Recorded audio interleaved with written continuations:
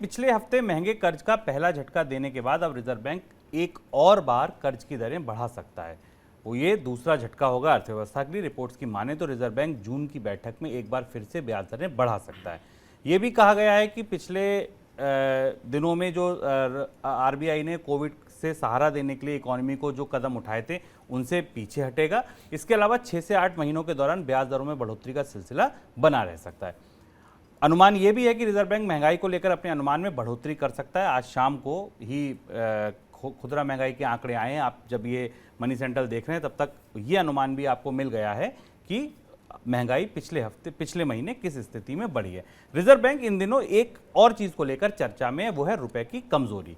लेकिन आरबीआई की तरफ से जो कदम उठाए गए उसके बाद भी ये कमजोरी रुकी नहीं। आज के कारोबार में 77 रुपए 63 पैसे का निचला स्तर रुपए ने छुआ, यानी कि $1 की कीमत 77 रुपए 63 पैसे तक फिसल गई। सर, कल ही आपने बताया था आरबीआई कुछ काम कर रहा है, फॉरवर्ड में डॉलर बेच रहा है। ये तमाम प्रयास तो किए गए लेकिन रुपए को बहुत देर तक थाम के रखा नहीं गया। आज नया लो छू लिया। हाँ शुभ, कल भी हमने कहा था कि रिजर्व बैंक के पास कितना वेपन है, कितनी एनर्जी है और कितनी ताकत है जिससे वो रुपए में जो सामान्य रूप से गिरावट आ रही डॉलर और की डिमांड सप्लाई के मिसमैच के कारण उसे रोक पाएगा कि नहीं। और वही आज सही साबित हुआ कि आज सुबह खुलते ही रुपया एकदम नीचे तक गया। हालांकि अभी जब हम बात कर रहे हैं तो रुपए में थोड़ी बेहतरी दिखाई दे रही है, यानी रिजर्व बैंक का सपोर्ट वहां मौजूद है। लेकिन अगर इसके दूसरी तरफ देखें तो शेयर बाजारों में आज तेज गिरावट है और शेयर बाजारों में उस तेज गिरावट का असर हमें रुपए के बंद होते होते या कल सुबह रुपए की कीमत पर दिखाई देगा, क्योंकि जब हम इसको रिकॉर्ड कर रहे हैं दोपहर में तब तक 1000 पॉइंट से ज्यादा सेंसेक्स गिरा हुआ है।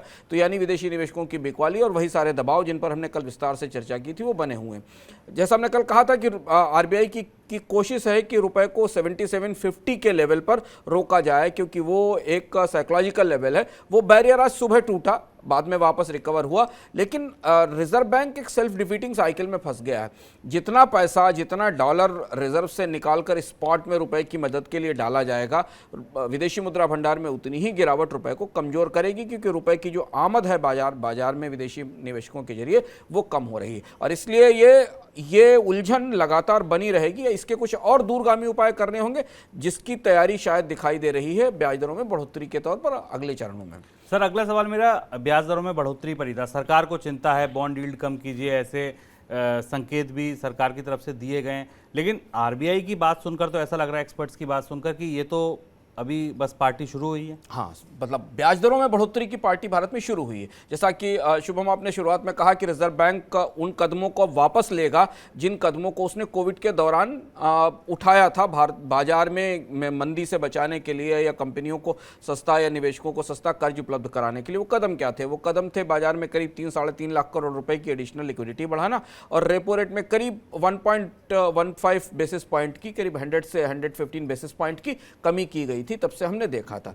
तो अब बाजार क्या एस्टिमेट कर रहा? बाजार दो बड़ी चीजों पर आकलन कर रहा, और जहां सारी घबराहट और बेचैनी रुकी, सरकार का कहना एक तरफ है। सरकार की कोशिश यह है कि बॉन्ड यील्ड कम रहे। बॉन्ड यील्ड में सुधार हमें दिखाई दिया कि, लेकिन मार्केट एक्सपेक्ट कर रहा है कि रिजर्व बैंक कम से कम 100 बेसिस पॉइंट की बढ़ोतरी तो करेगा, तब वो प्री कोविड लेवल ब्याज दरों का आ पाएगा।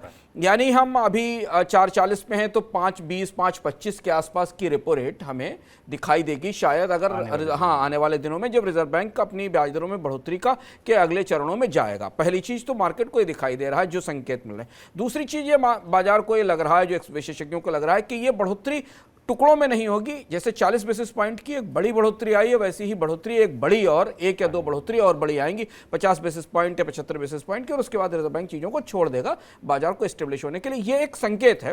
रिजर्व बैंक इसे कैसे कैलिब्रेट करता वो हमें आगे पता चलेगा। तीसरा और सबसे महत्वपूर्ण बात, ये सब करने के लिए रिजर्व बैंक को भारत में महंगाई की दर का लक्ष्य बढ़ाना पड़ेगा। रिजर्व बैंक ने करीब 100 बेसिस पॉइंट का महंगाई की दर का लक्ष्य बढ़ाया था अप्रैल में, जब पॉलिसी आई थी, उस 5.7% कर दिया था। अब यह माना जा रहा है कि ये आंकलन बढ़कर 6% के आसपास पहुंचेगा, क्योंकि 7.5% की खुदरा महंगाई हमने देखी ही है।